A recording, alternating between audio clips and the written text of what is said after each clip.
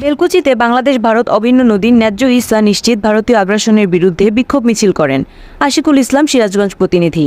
সিরাজগঞ্জ বেলকুচিতে বাংলাদেশ ভারত অভিন্ন নদীর ন্যায্য হিস্সা নিশ্চিত, উজানে বাঁধ বন্ধ করা এবং দাসত্বমূলক সব চুক্তি বাতিল করা সহ ভারতীয় আগ্রাসনের বিরুদ্ধে বিক্ষোভ মিছিল করেন।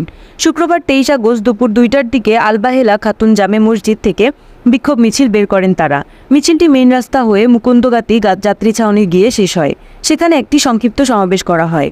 এই সময় বিভিন্ন ভারতীয় আগ্রাসনের বিরুদ্ধে বিক্ষোভ সমাবেশ অনুষ্ঠিত হয়েছে। কুমিল্লা ফেনী জনগণকে সতর্কবাণী না দিয়ে মাঝরাতে ভারতের ফারাক্কাবাদ ছেড়ে দেওয়ায় বেলকুচি উপজেলায় মুসল্লিগণ জুমার নামাজ শেষ করে রাজপথে নেমে ভারতের বিরুদ্ধে বিক্ষোভ মিছিল করেন। বিক্ষোভ মিছিল এবং সমাবেশে ভারতীয় পণ্যের বয়কটের কথা ঘোষণা দেন মুসল্লিগণ। সমাবেশে প্রধান সমন্বয়ক বেলকুচি উপজেলার মুসা হাশেমি বলেন, স্বৈরাচার শেখ হাসিনা সরকারকে বাংলাদেশ থেকে উৎখাত করতে পারলেও এখনও ভারতীয় আগ্রাসন চলমান।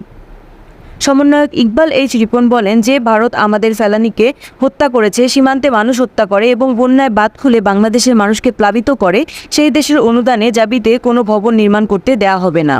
এ সময় উপস্থিত ছিলেন মুসাব্বির হোসেন এবং বাজার মসজিদের সাবেক ইমাম হাফেজ আতিকুল ইসলাম, ওবায়দুল ইসলাম, মনিরুজ্জামান সহ বৈষম্য বিরোধী ছাত্র আন্দোলনের অন্যান্য নেতৃবৃন্দ।